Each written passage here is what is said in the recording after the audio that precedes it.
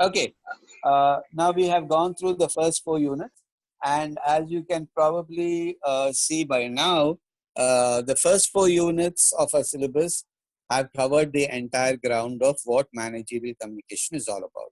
We had basic introduction, we talked about communication process, we talked about intrapersonal variables, we talked about interpersonal variables, we looked at what are the possible barriers to communication, and then we talked about ways of overcoming it, right? So that's kind of the story that ends here. If you look at it from that perspective, we kind of defined and understood and explained what communication is all about, what are the most important factors in terms of intrapersonal factors, what are the most important factors in terms of the interpersonal factors, and then obviously what are the problems and how to overcome the problems. So that completes the kind of a story. Now this last unit that we have, fifth unit that we have, is a very, very small, concise unit. It has only one concept, that of interpersonal influence, right? So what this particular concept is all about is simply, now that we know what communication is about, we know how people communicate, we know what the problems are, and if we practice, we know ways of overcoming those problems, right? So once we have that idea, that knowledge of what communication is all about, how are we going to use it? How are we going to use it to motivate, to convince, and to lead our people, the subordinates with whom we are working? That becomes the crucial question. So that's the reason why we added this last chapter. This is just one single chapter to the syllabus.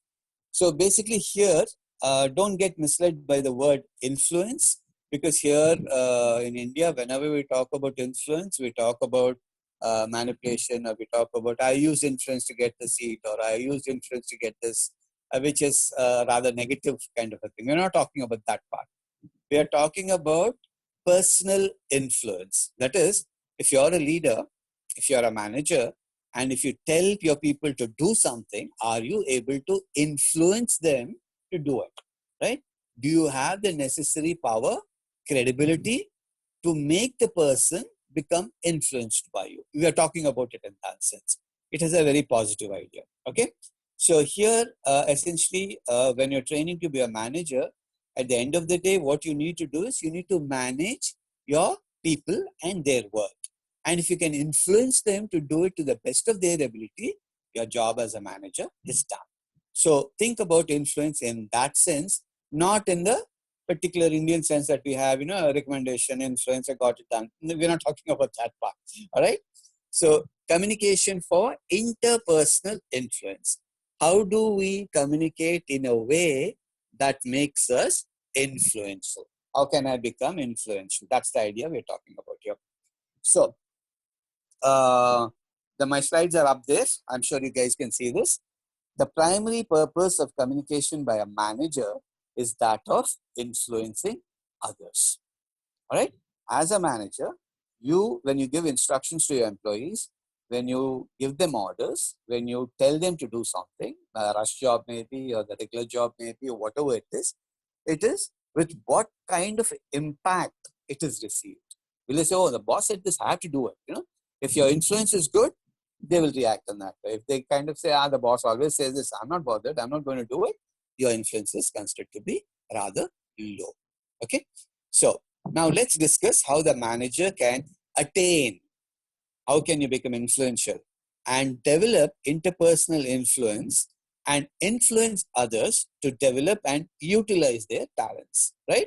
We're doing this in a very positive sense. Okay.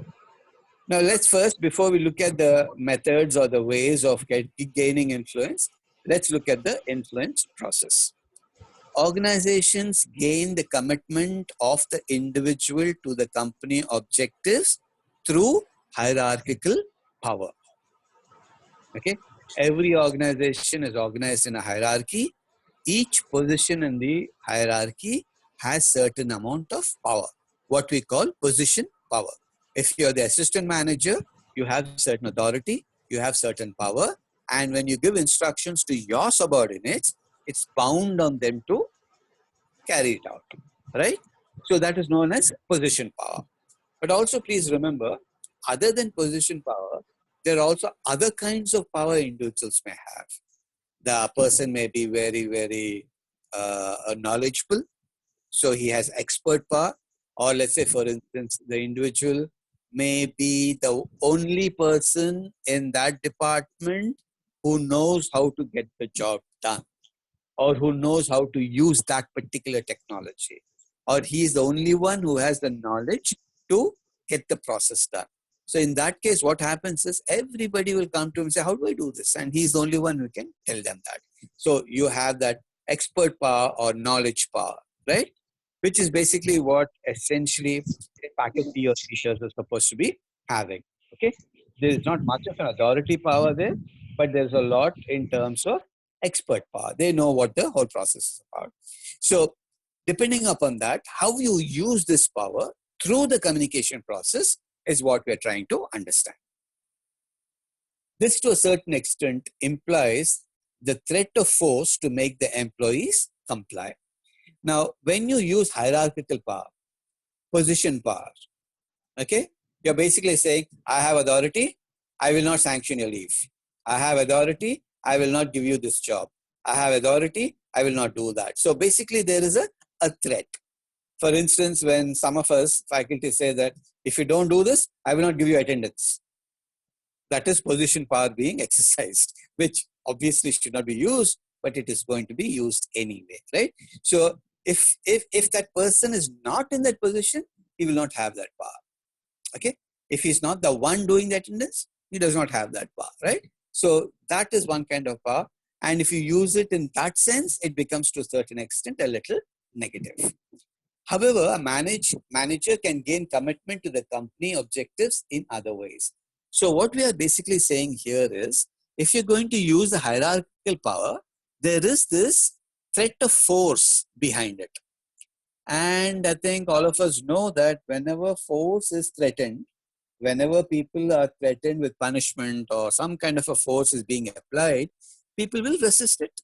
People will not like it. People will become fearful. And if people are fearful or they dislike it or they resent it, then obviously their work would suffer. So we have to gain their compliance without using this authority power. Now, you may say that is very impractical. A majority of the organizations and a majority of the managers use position power to get their way. Okay, so I mean that's the practical world, that's the real world. But the world that we are talking about, where you gain compliance through a one-to-one relationship, where you're going to exert influence in a positive way, is a much better way of doing things. And the people who can do that are considered to be true leaders, right? So that's what we're training to be. So we'll be trying to understand that aspect of it. Okay, so the influence process can again be discussed in 6 different aspects. Influence of behavior through a process known as shaping, influencing behavior through modeling, influencing through counseling and coaching, personal influencing, influencing through participation, influencing through changing the work environment. These are the 6 influence strategies or techniques that we have. And please remember, all of them are interconnected and interrelated. We're just separating it to get a clarity on what each one of them is. You can use one of them, you can use all of them, or you can use one after the other, etc., depending upon the situation and the kind of person you are. Let's first look at shaping. This process of shaping comes from the field of psychology, okay? And it comes from another very strong process that all of us have gone through in our upbringing. Remember, we discussed about the process of socialization, okay? For instance, just to remind you, your mom or dad will say that if you get the first rank or if you get good marks, I'll give you something. I'll give you a gift. I'll give you a reward, right? And if you do not get these good marks, you'll get a punishment, right? So it's like you're basically saying that if you do what I want you to do, you will be rewarded.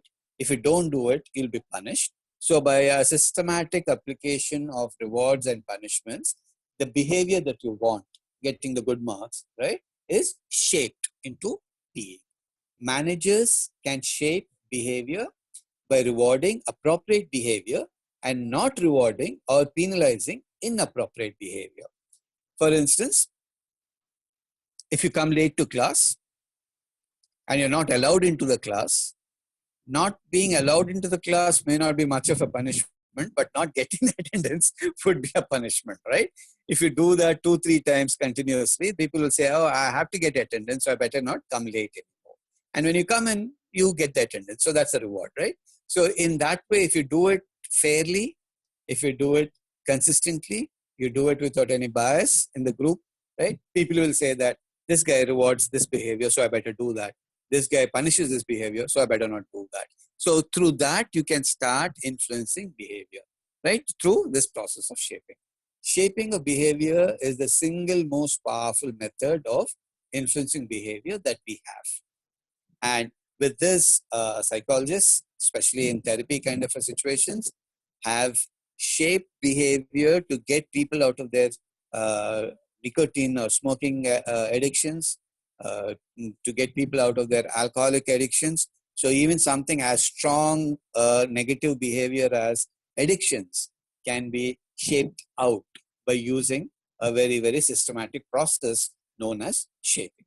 Okay, so shaping is very, very important. And the manager must, when he's dealing with this bunch of people, he must definitely tell them, not in a very direct kind of fashion, but he definitely must make it known that if you do this, you will be rewarded, right? Either a bonus or a good mark or a better performance appraisal or a promotion or whatever. The people should be very clear that the boss expects me to do this if I want these rewards. And the boss does not expect me to do this. He does not want me to do this. And if I do this, I will be punished. So application of this rewards and punishments must be fair.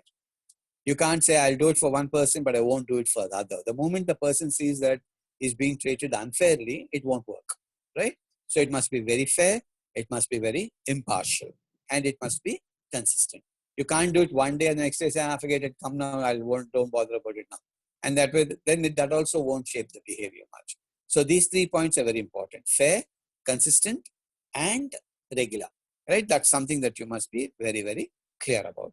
So if the manager, right from the beginning of taking charge of his department or his section, if he makes very, very clear what are the behaviors he wants and what are the behaviors he does not want, and he systematically applies rewards and punishments to these behaviors, he can get or he can influence people to be the way he wants them to be.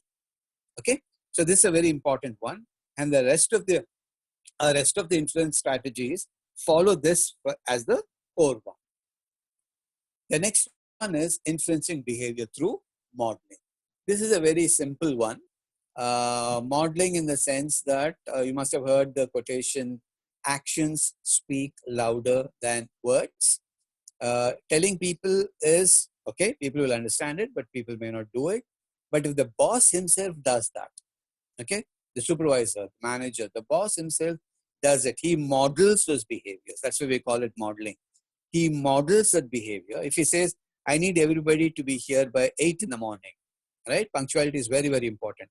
The behavior of punctuality, if he can tell them a couple of times, but if he's coming at 8:30 or 9, people will say the boss says it, but he doesn't come. So it won't really be effective.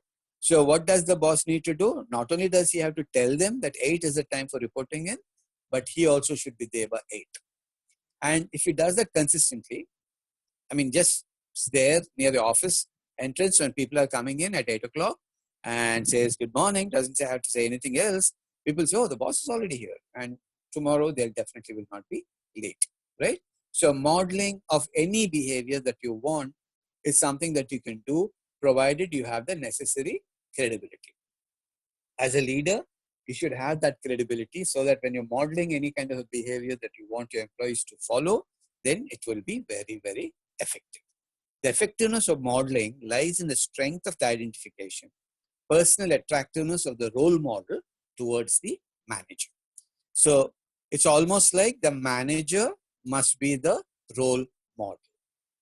If he says that I want this level of work, I want this kind of a performance, I want this kind of a competency, he should demonstrate it. If he's not able to show it, but is just mouthing empty words, trying to get people to do certain things that he himself is not doing, it's not going to work, right? So whenever he says that, he needs to follow all the communication aspects that we talked about. Next is influencing through counseling and coaching.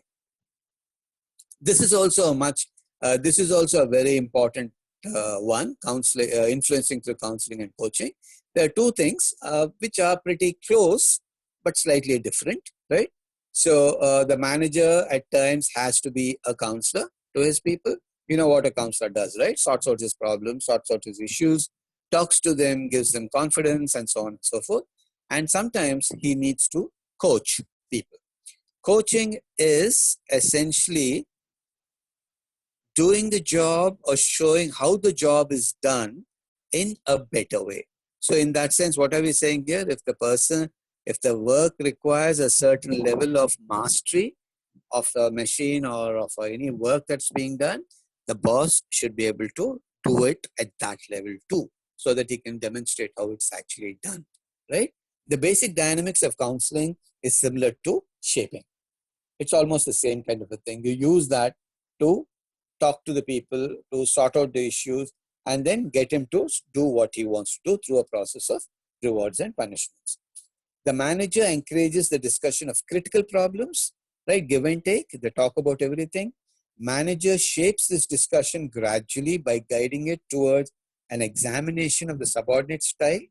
I mean, for instance, if you look at sports, you may have some coaches, especially if you see cricket or football, you'll have the coaches who themselves were great players in their own time.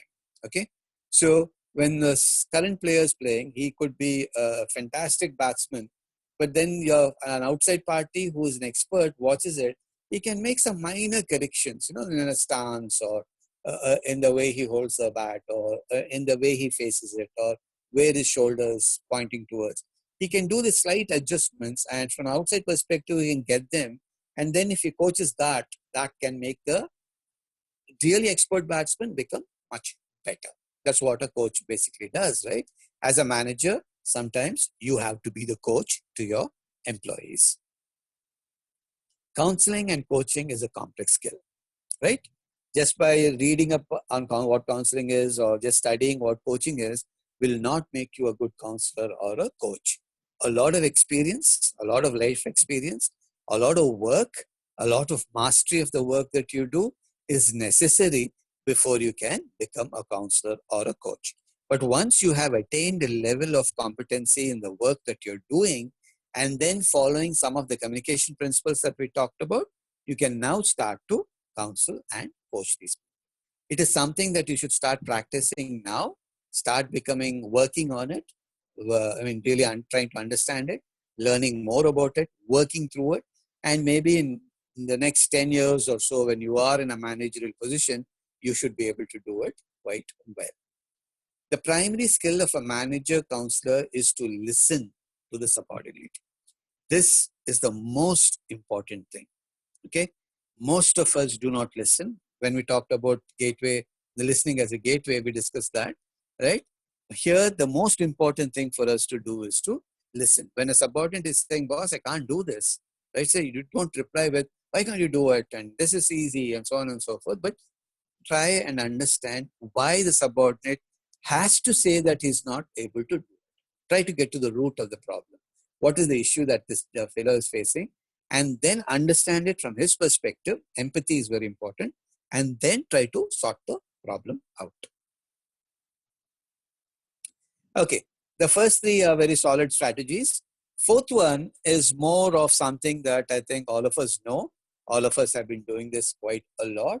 At certain times, at certain critical situations, when the debate is becoming very hot or when the debate is becoming very tense, People are not listening or people are not agreeing. They want their way. Egos are involved. At that particular time, sometimes if you have the credibility, if you have the respect and the credibility of your subordinates, sometimes the manager can use this personal influence. What do you mean by using personal influence? You can say that, forget all that. I am telling you to do it. Do it. That is, if you respect me, do it. Don't question it right now. Right? So sometimes, I mean, it's almost like a last resort kind of a thing. If you do not have credibility, if you use it, it's not going to work. So if you want to use personal influencing at this level, first you need to probably work a certain number of years in gaining the respect and credibility from your employees. When the employees see the boss as being a credible source of management or credible source of information, he's going to help us, he respects us, he likes us, and he is going to help us do the job. In that kind of a situation, when you have that kind of a reputation and that kind of a brand image, if I may say, that is when you can use personal influencing. Otherwise, do not try it, right? Many a time, sometimes when, especially sometimes it happens in class when we are discussing, student discussion is happening and people get heated up and they talk about it. As a teacher, someone who has a little bit credibility, you can say that, hey, listen guys, this is not how it's done. This is how it is. And most people would listen, right? And that's what we're talking about here, personal influence. Okay, I'm almost out of time, but we're almost done. So I'm just going to rush through quickly. Then finally, the fifth one, influencing through participation. Now, I'm sure all of you remember, not in my classes, but probably in your principles of management classes, principle and practice of management classes, you must have discussed participative management. So this technique of getting people to participate in every crucial decision that the department or the unit or the group is taking helps a lot, right? So you can gain commitment from your subordinate by getting the subordinate to participate in the decision-making process. For instance, let's say there's a very important decision to be made. You can make the decision and implement it, right? But when you do that, by and large, you'll face a lot of resistance from your employees. So one way of doing it is, you know that this new strategy or this new technology or this new way of doing things is very important, right? You are convinced about it. But if you straight away start to implement it, chances are that your 20-member team may resist it. So the best thing to do is put it out on table for discussion, call in all the 20 people, have a discussion in which you say that this is the job that needs to be done. These are our options. And there you also present the option that you are interested in and say, this is the option. These are the pros and these are the cons. This will work and this will not work. Now, what do you want to do? Get everybody to express their opinion. And in that discussion, try to get the option that you prefer to be adopted by the group, which can be done actually, right? So when you try to do this participative decision making, even that small group of people who may resist that final decision will say that, okay, the boss did ask us, we did talk about it, everybody else chose the other one, so I will also go along with it. He may come in reluctantly, but he will not resist it. And that is what we basically want, right?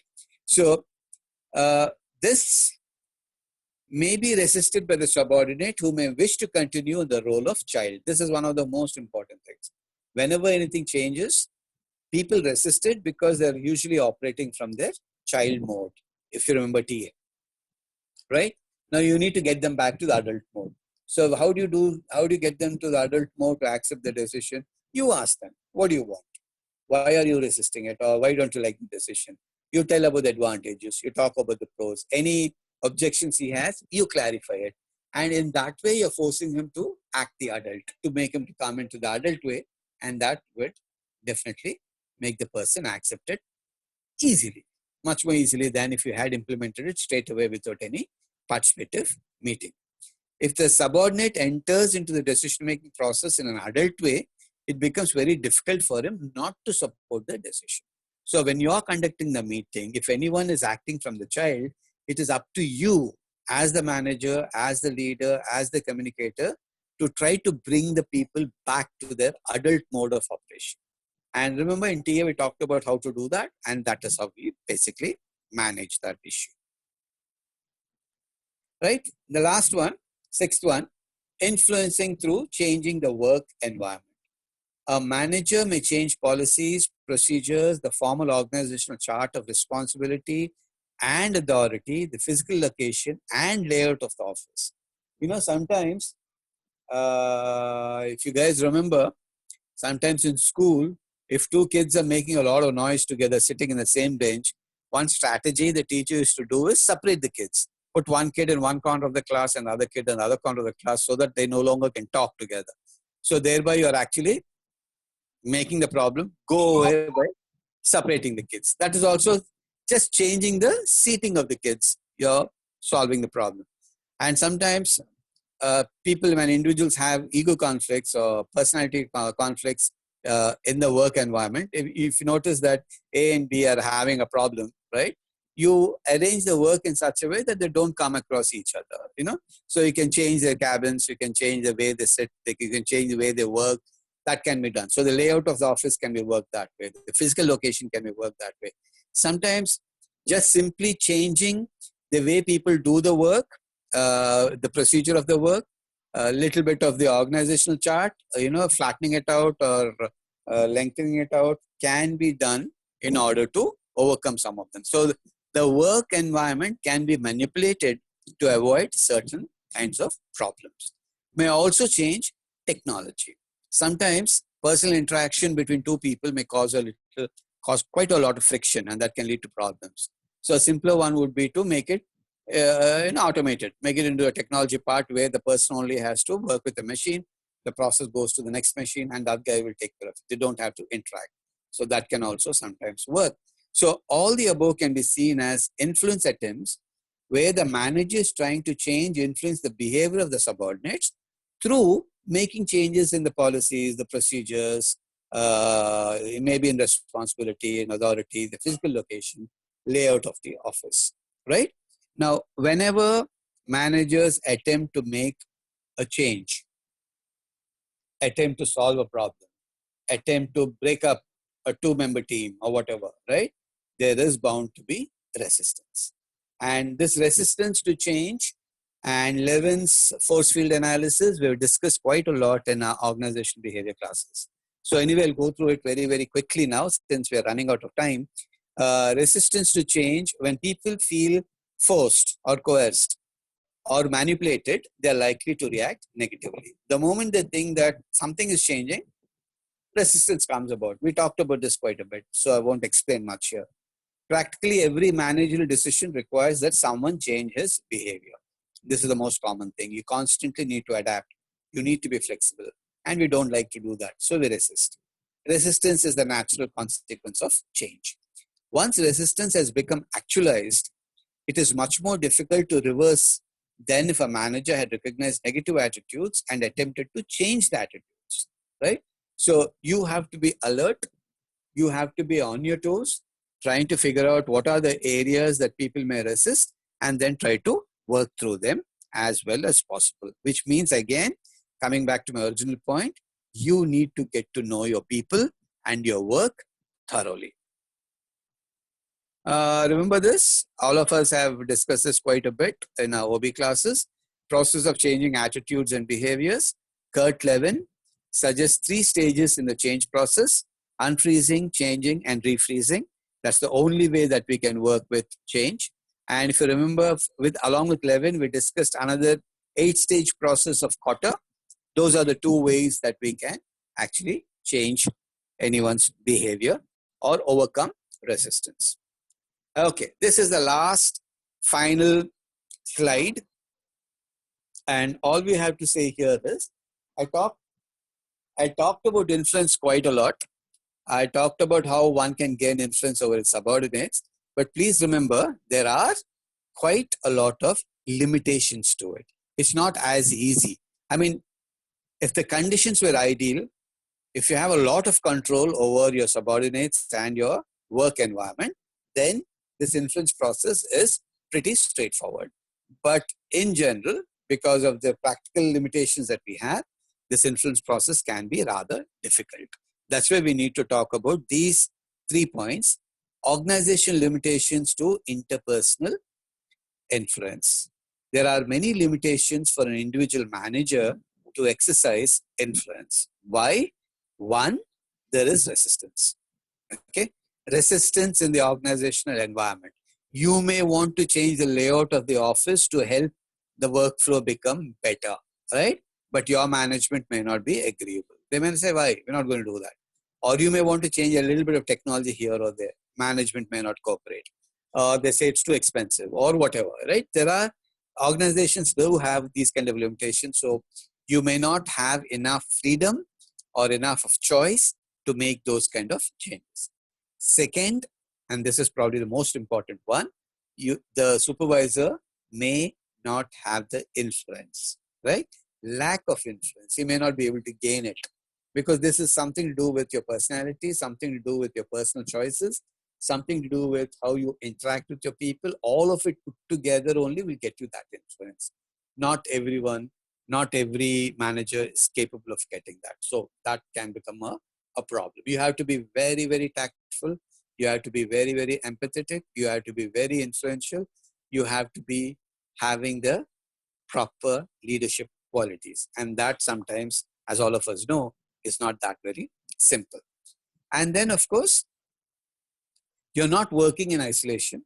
Your team also coordinates and cooperates with other teams or other departments or other units. So obviously there are certain restraints of group interdependence, right? Because the other group is working like this, you have to sometimes follow that. You can't say, I change my group, which means that the other group has to change, which means another group has to change. People will say no, right? So because of this kind of restraints, sometimes the organizations may not be able to work. Okay. I went for a very long period today. It's 1 hour, 10 minutes since I started. So I'm done. With this, I have completed all 5 units of our syllabus. But I still will ask Manjushri ma'am for another class on Monday, same time. And if, I mean, that class should be obviously interactive.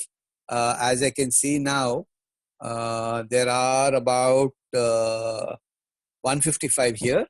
So if you guys have any questions or doubts, we can discuss that on that class. If I'm given that class, I believe that the class schedule is very tight.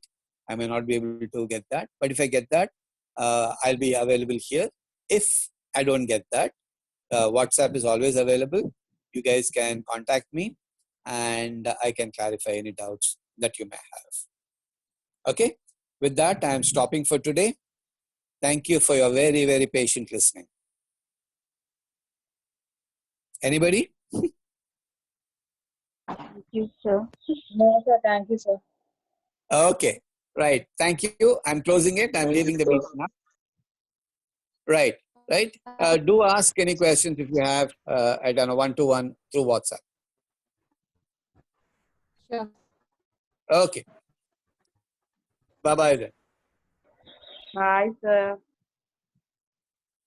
Bye.